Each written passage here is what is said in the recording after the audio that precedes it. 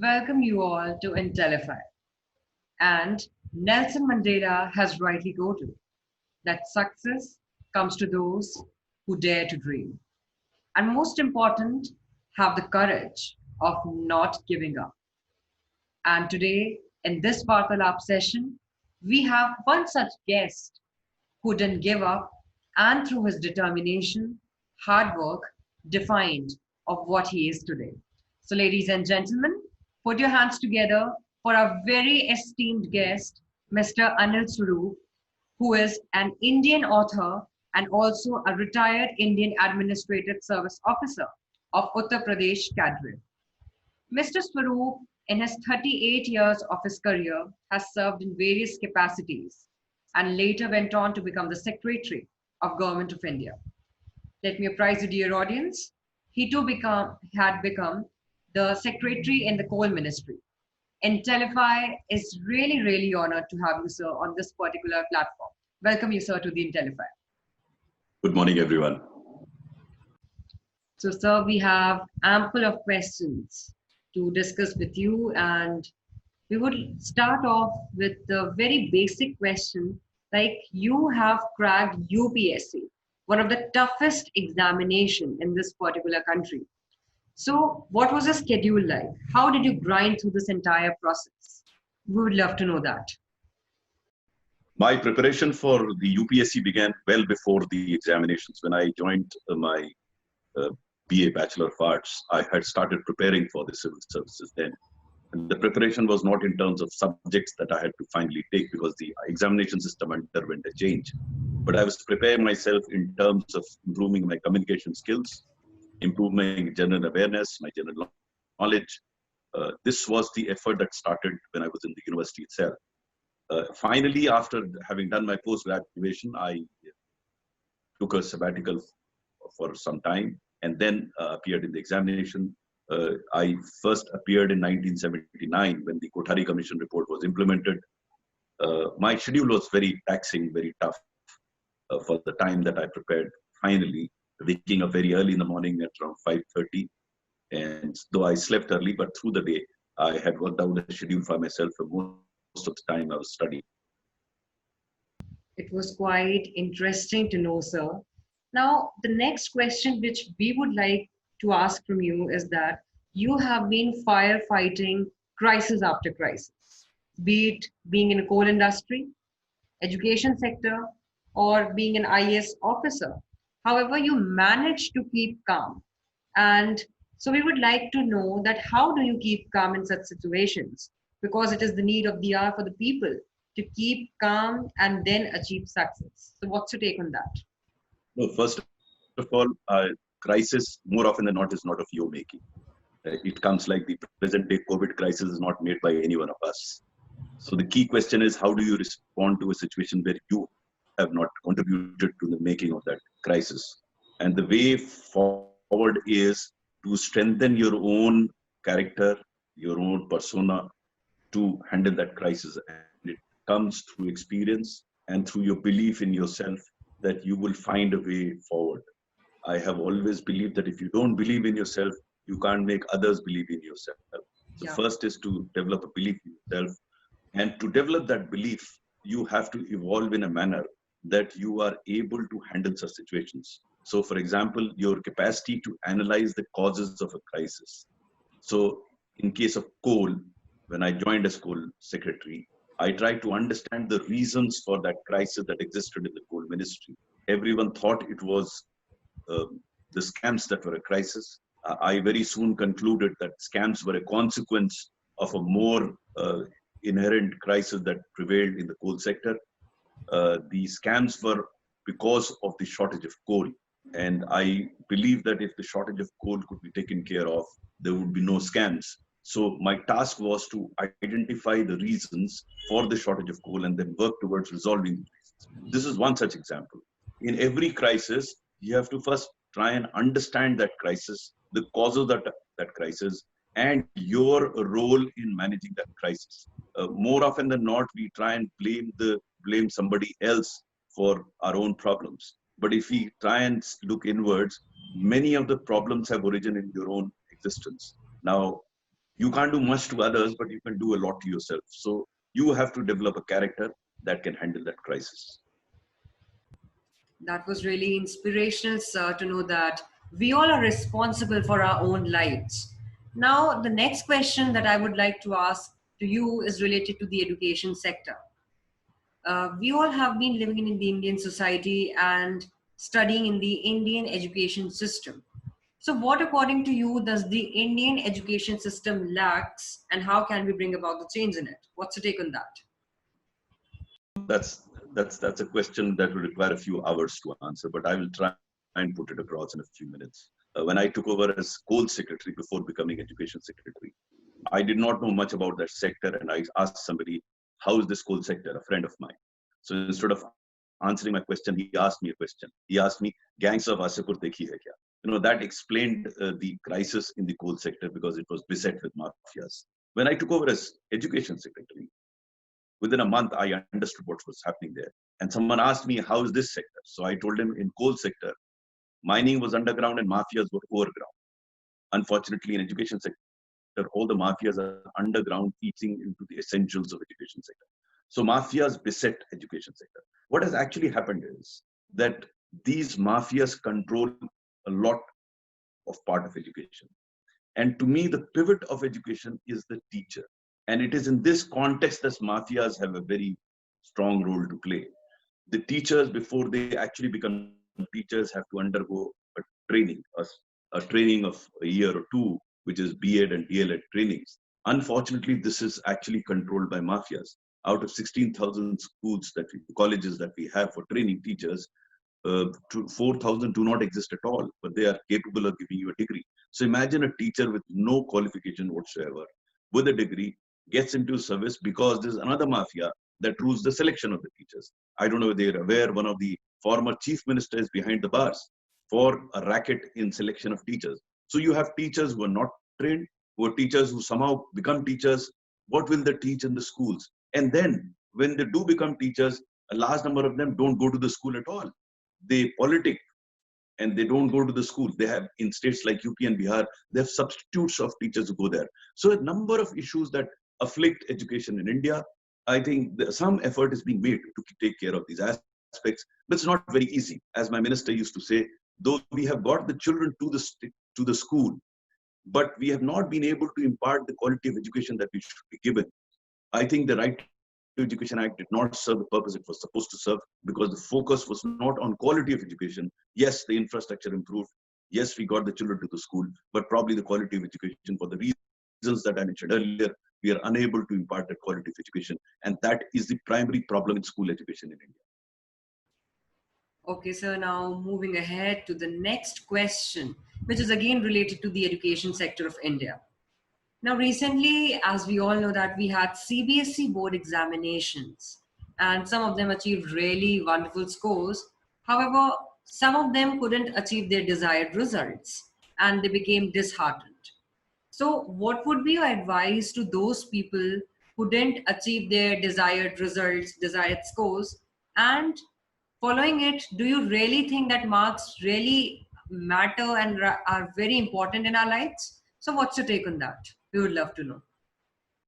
I'm glad you asked this question, and I'm glad your audiences will be children who've qualified or passed the CBSE examination. I would like to advise them that these are just small stepping stones to your future. They are not the be all and the end all of your existence, as some of us believe. And I don't blame the children, because when I was in school, I was also pretty obsessed with the number of marks that I got. I was obsessed with the rank that I had in the class. But no one asked me my bio that you read. You did not mention that I got 92%, which I didn't get in class 5, or so many percentage in class 10. No one mentions that. It's just forgotten. The tragedy is that in this competitive environment today that we have unfortunately created, everyone is trying to do somehow, anyhow, getting good marks.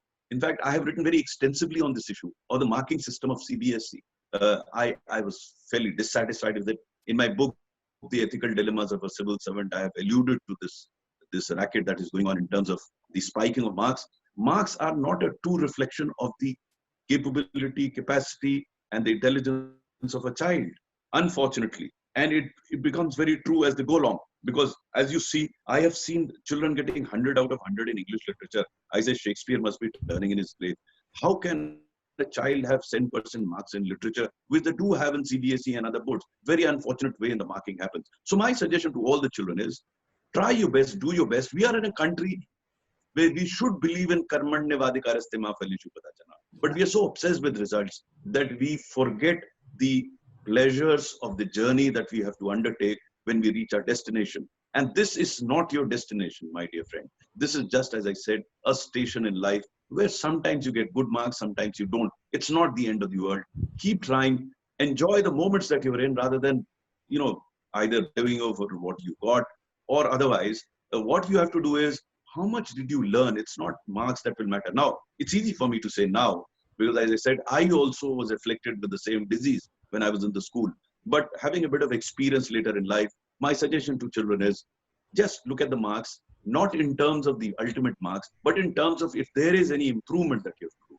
So I have always suggested to young children that don't compete with others. Don't see whether other chap has got 97 or 98% marks. Compete with yourself. Improve upon what you've done in the past and learn from others. If someone else has done well, try and find out how did you do that and try and improve yourself, because each individual is different from the other. Every individual is different. You can't compare two individuals, but you can compare with yourself. What you've done in the past, make some improvement, and I'm sure most of you will succeed. So, sir, it was a really big wake call for the Indian society in general, who think that the marks are the basis of society. Now, moving ahead, like recently we have seen the chapters related to the citizenship and secularism have been deleted from the CBSE syllabus of classes 11th and 12th. And we all know that they are really important. However, seeing the pandemic situation, the syllabus has been reduced.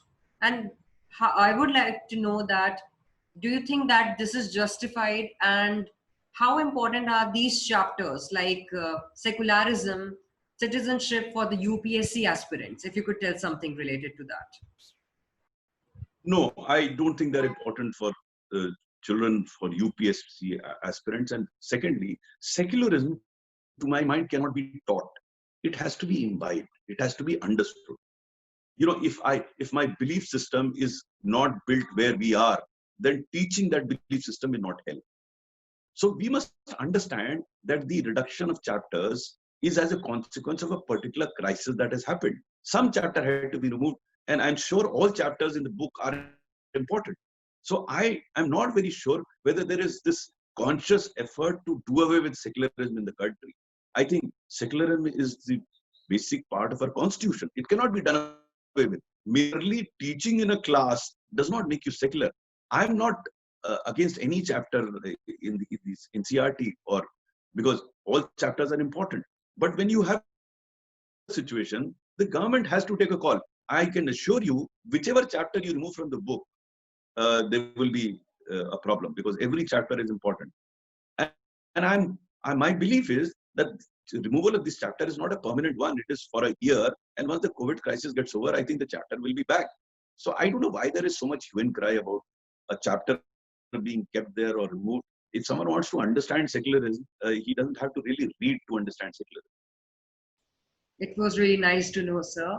Now, the next question is related to the IAS aspirants. Many of us would like to become an IAS officer and would love to have that position in our lives. So, what are the advices you would give to the young folks out there? What are the habits you would suggest them to be a successful IAS officer? If you could tell them something related to the same. See, I have outlined this in my book. If you read Ethical Dilemmas of a Civil Servant, I would advise you and the viewers also to take a look at that book. You will find a lot of aspects that make or unmake a civil servant, and you will benefit from it. But briefly speaking, if you want to become a successful IAS officer, first of all, you have to be disciplined. Discipline has to be cultivated now. You can't become suddenly disciplined after you get into the service. That's a habit that you have to cultivate over a period of time. If you're disciplined, then you can be focused. You have to be focused on what you want to do. Absolutely focused, not distracted by. And that will help you preparing for the civil service as well. And if you're focused as an officer, you'll also benefit. Then the third is clear-cut planning. You have to plan out every day, every week, every month while preparing for the civil service. And when in service, if you get a task in hand or you have given a particular assignment, you have to plan. So discipline, focus, planning, and all this will come if you are committed towards the objective that you have in mind. So you must have that commitment. So you have to have all these four attributes. It won't happen overnight, but it can be done over a period of time. You can actually develop that attitude where you are disciplined, where you're focused, where you planned, and where you're committed. And finally, the fourth and the most important one is be an optimist, be positive. There's so many wrongs that are happening around in the society. You have to believe in yourself and believe that you will be able to achieve your task. If you don't have that belief, planning will not help. If you don't have that belief, that focus will not help. And you can't have a commitment if you don't have a belief in yourself. So commitment itself has gone out of that belief. Yes, I hope that the young folks out there got to know that one has to be disciplined, the importance of discipline, and having belief in oneself can do wonders in life. So my next question would be, who has been your biggest supporter over the years? Like, who pick you up when you are down and you are not feeling quite well? Who has been your biggest supporter? We would like to know. As a student, my parents were my biggest supporter. And post my marriage in service, my family has been my biggest support. If I have to pick out, these were the persons who stood by me, who told me when I had doubts, sometimes doubt in my own capabilities. These were the persons who stood by me and supported me to thick and thin, right through. In your book, Not Just a Civil Servant, you talk that your father wanted you to become an IAS officer, but after 38 years of your faithful service, you would love to become an IAS in your next life as well.